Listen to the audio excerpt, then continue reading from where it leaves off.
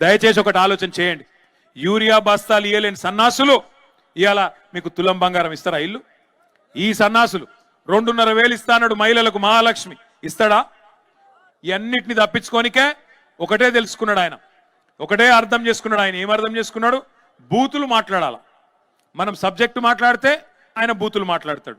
నువ్వు అడిగినావు అనుకో, ఏమైందా రేవంత్ రెడ్డి నరికితివి కదా, మరి 15,000 రూపాయలు ఇస్తా అంటివి రైతులకు, కౌలు రైతులకు పైసలు ఇస్తా అంటివి ఏవి అంటే నీ లాగుల తొండలు ఇడిచి పెడతా. ఒకటే వచ్చు.